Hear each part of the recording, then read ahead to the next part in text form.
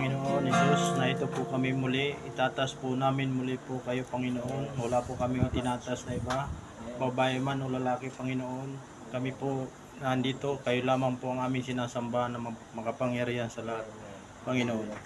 Bigyan niyo po kami ngayon ng aming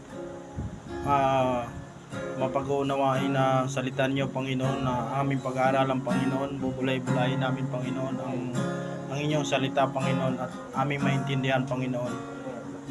Sa amin pong lahat na narito, sana po ay maintindihan po namin ang inyong mga pahiwatig sa amin, Panginoon. Bigyan niyo po kami ng mga wisdom na kanya-kanya po namin maunawaan ang inyong salita, Panginoon. Sa ngalan ni Jesus. Amen.